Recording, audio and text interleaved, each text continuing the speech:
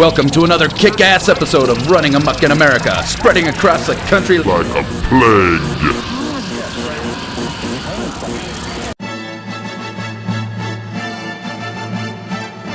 And I'm your co-host, Dryden. Ahoy! You're watching another kick-ass episode of Running Amok in America, spreading across the country like a plague. That's right. This week, check it out. You gotta be real quick on this one because it's a long show. Long show. Something you fans, wrestling fans, and Fozzy fans. Fozzy, that's right. Fozzy. Anybody that knows wrestling and knows Fozzy and everything behind that, you're gonna know the story. These guys are legends. Check it out. Legends. Stuck over in Japan for 20 years. Now they're here for you. Alright? This is the documentary you gotta check out. This is a special episode just for you guys. There's really nothing else in between except Fozzy! And Running Amok in America. That's right. Get a hold of us at this number right here. Or right there. www.runningamok.com. From all of us here at Running Amok, kick back, relax, watch the show.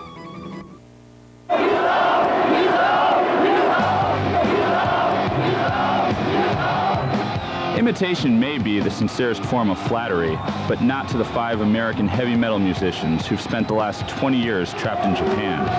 After signing an exclusive 20-year deal with a crooked Japanese music mogul, Fozzy were left broke and forced to work menial jobs while their groundbreaking new music, image, and innovations were being stolen and re-recorded by the likes of Iron Maiden, Motley Crue, Twisted Sister, The Scorpions, and countless others. Now, the incredible story will be told by the band themselves. Flamboyant, egotistical frontman Moongoose McQueen, guitar hero and legend Duke LaRue, level-headed bassist Shawn Sports Pop, silent guitar virtuoso The Kid, and the influential cheese-loving drummer KK LaFlame. This is their legacy. This is their story. This is Fozzy.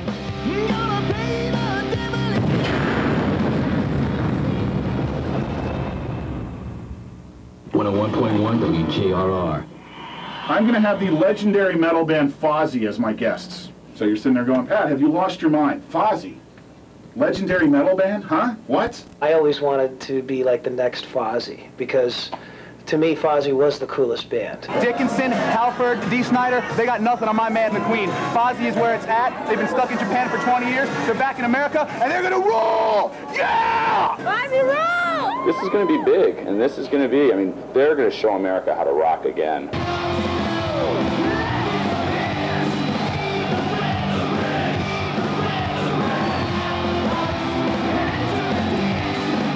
I'd like to welcome Moongoose McQueen, lead vocalist. It's actually Moongoose, Pat. Get it right. It's an international superstar named Moongoose McQueen. I know you're a little bit unfamiliar with it, but maybe you should have read your notes and learned a little bit more about the band before you mispronounce my name. I'm sorry. Not Moongoose, Moongoose. Thank you. It will never, ever happen again, I promise. Duke LaRue is here. Duke, welcome. Thank you, Pate. Sports Pop has joined us. KK LaFlame. And The Kid. How you doing, Kid?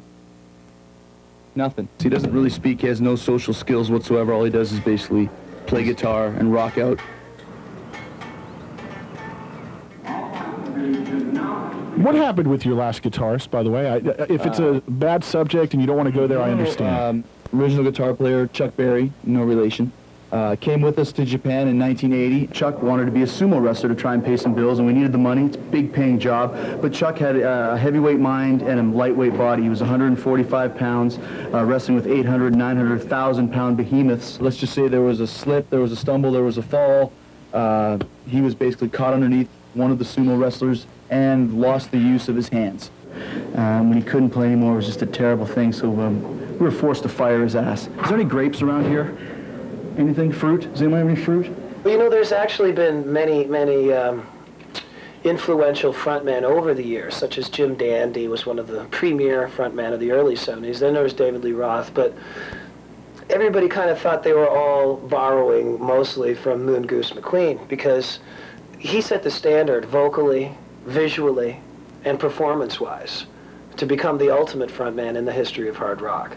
We had a Japanese foreign exchange student staying at the house, and they pulled out this tape from this band called Fozzy, which we thought was even funnier. We're like, Fozzy, that's a Muppet. What's all this? And it rocked. I know that Kiss sold out, 7 straight nights, which was a record. And then we had heard that Fozzy was trying to do one more night, and they sold that out, and we were supposed to wrestle in the Budokan that 8th night. and we weren't allowed to wrestle because of the sellout. This band has been exiled from the island nation of Japan for 20 years, but tonight, here in Orlando, they are making their triumphant return to the United States soil. And you guys, for like 20 years, have been pretty much locked up over there contractually. Actually, we're actually from Orlando, though. I don't know if you realize that. We all went to Art Shamsky High School. Go Beavers. Go Beavers. Beavers rule.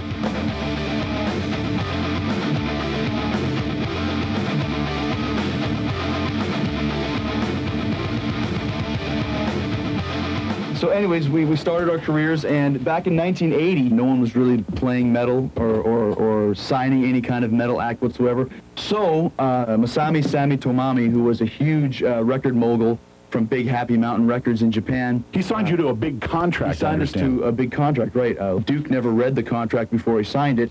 I wouldn't even talk to a man like Sammy Tanami. He's the lowest of the low. I wouldn't even talk to a guy like him. You know, I think I don't even know if a guy like that is living today, and I don't care. Why am I the bad man? I am not the bad man here. I gave them a great deal for a band with minimal exposure, minimal experience, and minimal talent. They got a 20-year holiday in Japan. People would kill for that. Iron Maiden, Judas Priest. They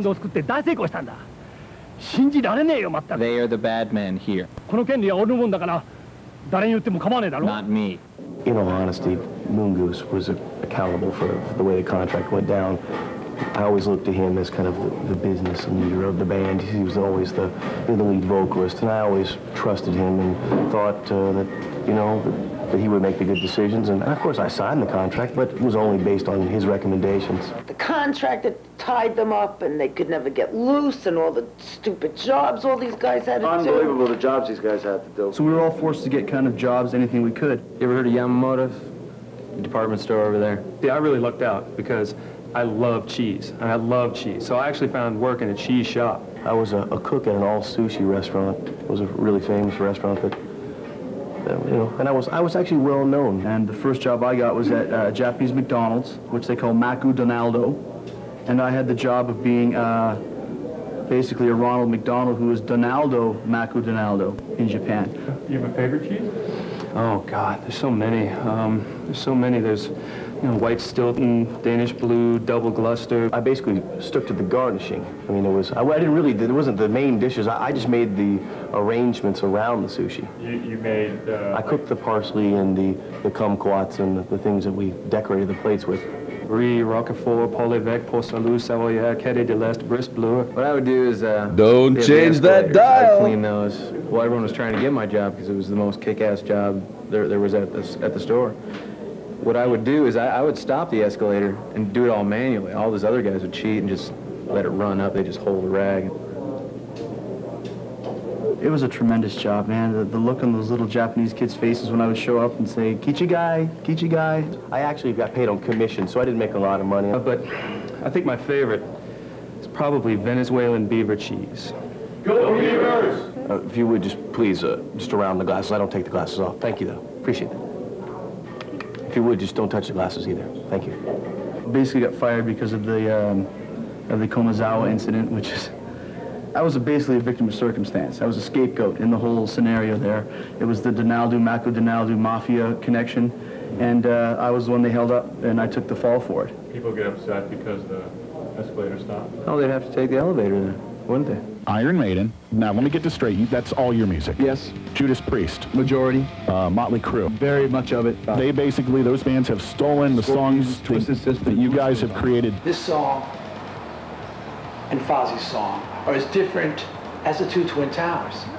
Clearly, any rational person can see there's an A tower and a B tower, each with its own personality. Fozzy's song goes, stay hungry, feel the fire. My song, Twisted Sister's song, stay hungry, feel the fire. Clear?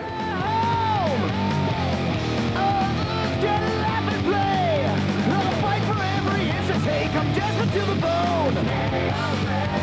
Feel the fire. You know it's explode. when I was a kid, you know, the 60s, it was Ringo. 70s, you know, it's like John Bonham. The 80s and 90s, it's KK all the way, man. He was like the man. Just blew my mind. He had these technical abilities I've never heard in a drummer, but yet he played incredibly melodic at the same time. He had all of those qualities, and yet he was a great showman. I mean, all my stick twirling techniques got him from KK.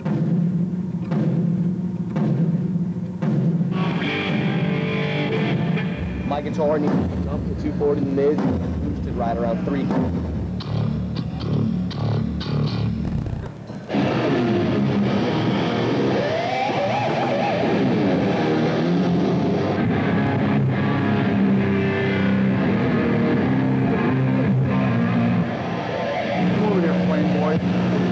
Pyro guys are a little bit slow, so I'm going to say this nice and easy so you understand. Okay? Yeah. When I take the microphone stand and lift it up over my head like this, you shut the power off, okay? Blow it up. You understand? Yeah. Not a second earlier, not a second later. Not when I go like this, not when I do this, not when you feel, when I raise the microphone stand up. Okay? You think you can understand that? Don't make a mistake.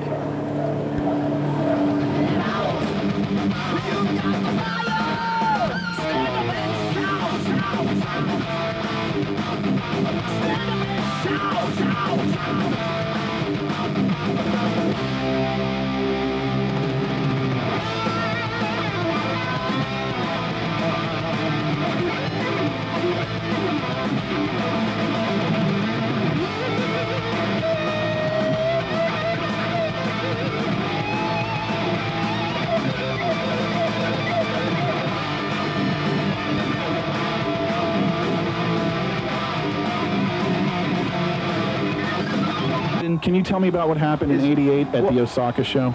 Well, first of all, you know, you have to understand the whole Osaka incident.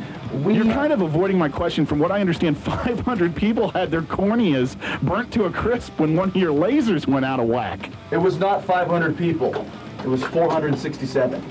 Okay. I didn't hear that. And corneas burned is a very big statement. We don't know that for sure. Are you guys going to do anything? Did you do anything to make it up to them? We basically arranged for each one of the people with the damaged corneas, not blown out or burned, damaged, to receive seeing eye dogs. Seeing eye dogs?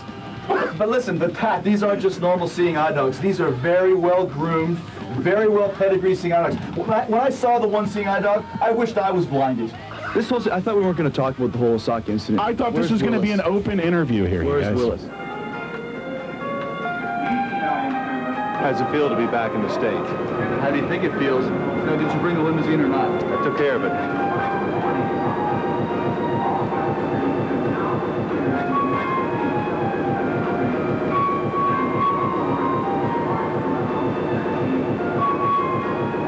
Kami, or Takami, was representing you. You had a real bad problem with him there. Tanami? That's Right, it. Okay, right. sorry. Did you study for these? I tried. I'm sorry. That you guys Big are fan, aren't you? I can really tell. Happy Mountain Records deal. It went south. It was no good.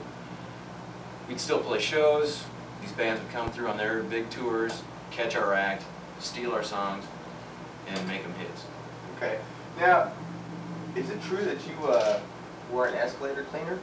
You know that helped. Well, we really didn't need to go there, but yeah. What was your job before this? I worked at a body shop. The whole town shut down. It was like, Fozzy's here, let's not go to work or school today. It's like the whole town welcomed Fozzy with open arms and, from what I hear, open legs. You guys got, I gotta tell you, man, quite an entourage of ladies back there. Oh, yes, the famous Fozzy Floozies. The infamous Fozzy Floozies. Feel the burn. They're kind of the women in bondage and women in chains. We don't think it should be that way. I mean, sometimes it should be, but other times they should be servicing us.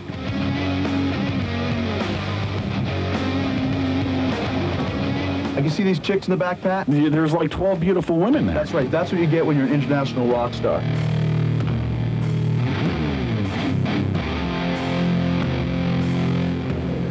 What's going on, KK? You talking about me? No. No? Can I talk to you outside for a minute, please? Can you wait? No. No? Now, please.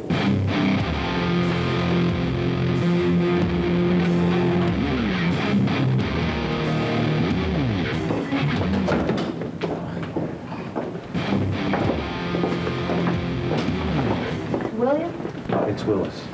Whatever.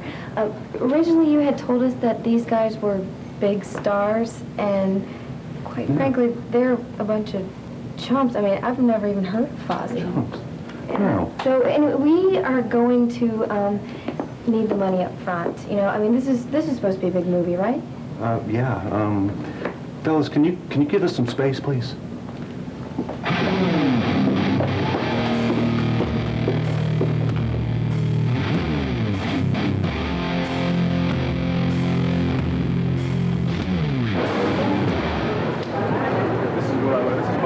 Much better.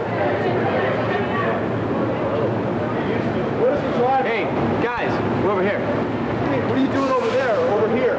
Car. I mean, this is the car. This is the limousine right there. This is our car. I mean, that's not ours.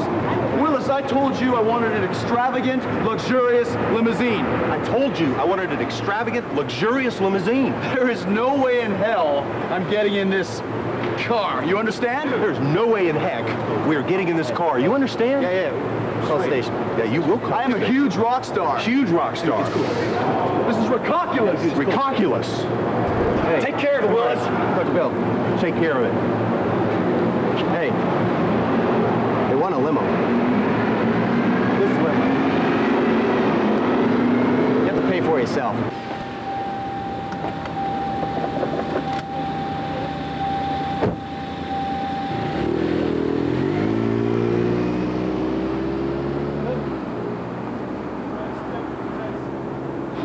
Am I seeing things right? Your mascot is actually a guy dressed in a pig outfit. Arthur does not have a pig mask. He does not wear a pig mask. He's a good friend of ours who was stricken at an early age with a horrible calamity called swinus.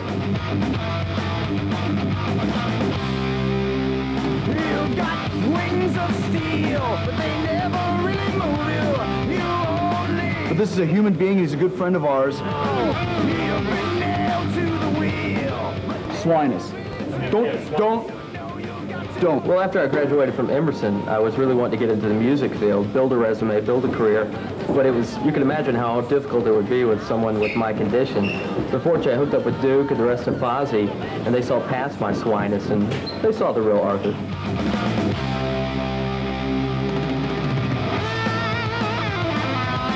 What do you think of the modern feel that's going on right now? Whoever chose the name Rage Against the Machine, you can't chant that. No, Rage Against the Machine. Rage Against the... I mean, come on. Doesn't exactly roll off your tongue. Yeah. Fozzy! Fozzy! Fozzy! Fozzy! Now, I'm trying to work with it the best I can here, okay? Now, you made me sit in this chair. All right? Because you will look up to me with this stuff. Yeah. I'm getting sick of this. Yeah. I'm getting sick of you as well. I'm getting sick of you as well. Interview's over, sunshine. Come on! No, that really hurt. Bands like Godsmack and Rage Against the Machine, these bands are crap. Yeah. They couldn't play a guitar solo. They couldn't even audition for a band where we came from. I'd auditioned for the band twice, but obviously my metal wasn't up to snuff. It sent me to pretty much a deep depression, and which I didn't really come out of for about 8 to 9 months. Repeated visits to rehabs and stuff like that. Kick heroin twice, and crack cocaine as well, and then basically this interview's driven me to drink again, knowing how I'm not in the band I want to be in. Whatever.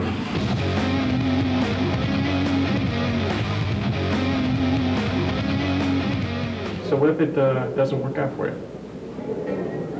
You don't make plans for things that won't happen, do we?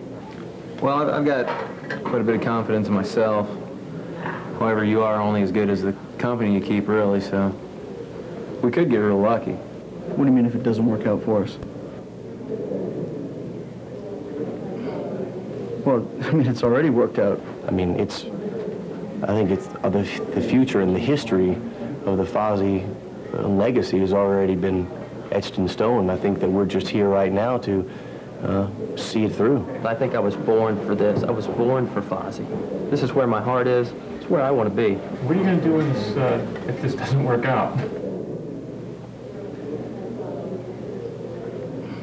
We're superstars in Japan. If playing in front of hundreds and sometimes thousands of screaming fans and selling dozens of demos worldwide isn't making it, then what is your idea of making it, sir? I just don't want to talk about that. Let's move on. Next question.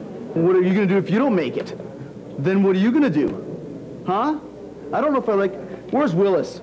Is this the guy? Is this the right guy for the job? Let's go, guys, let's go. I'm trying to make it up to you guys for not having Stripper Thursday by having the legendary metal band Fozzy in here. Not only were they here, but they brought an entire film crew with them, a press contingency like I've never seen. I think you're doing some autograph signing. Willis, this is much better. This makes up for that fiasco at the airport that you orchestrated last time. Absolutely. It's a big bust. It should be the best. It should be the best. Did you see Metallica had this pulse? Yep. Metallica had it. Oh, that's perfect. Drinks from the fridge. Check it out.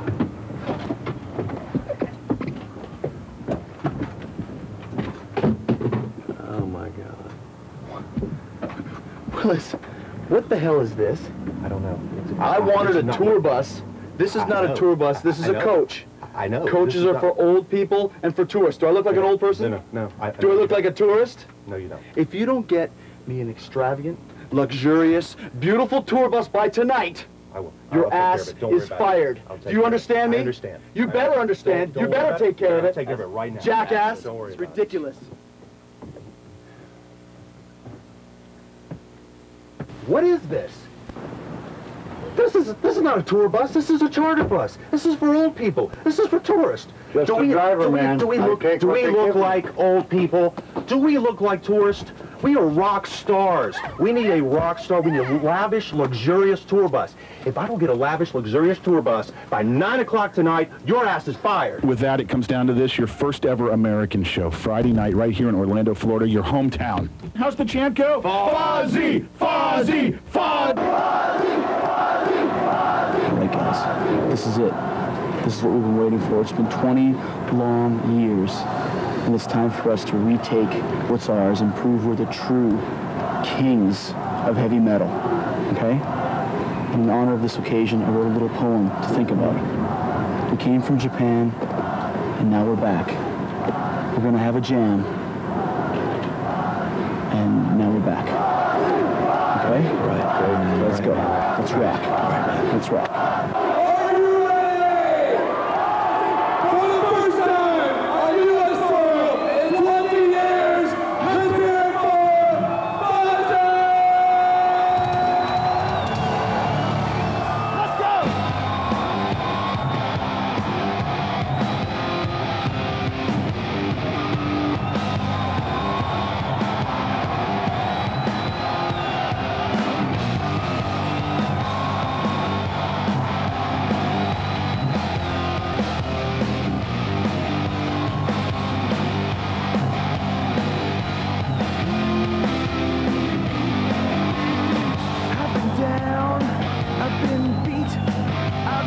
tossed into the street, making nickels, begging dimes, just to get my bottle of wine. Some say life, she's a lady, kinda soft, kinda shady. I can tell you life is rich. She's no lady, she's a bitch. They suck my body out, but then there is no doubt. Gonna pay the devil his dues, 'cause I'm so sick of being abused. Eat the rich, eat the rich, don't you know life is a bitch? Eat the rich, eat the rich, out of the palace and into the ditch.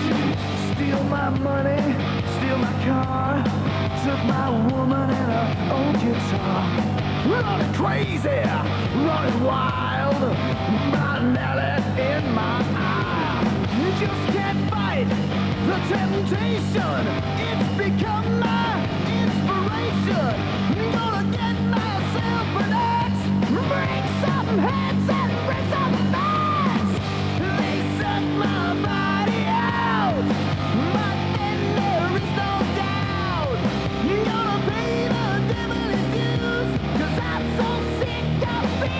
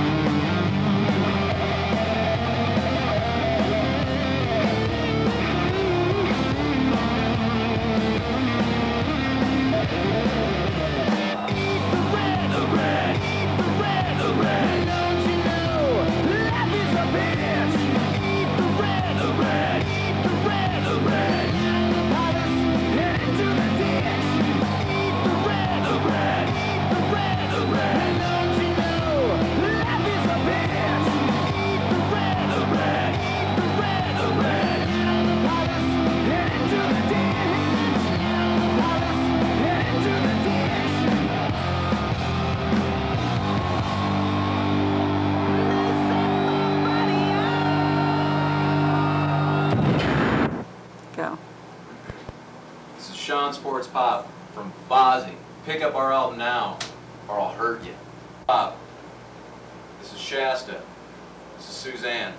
They're my Fozzy Floozies. You're watching Running Amok in America. Show, it was an awesome show. It was really cool. It was really cool. I hope you enjoyed the show. It was really neat. All right.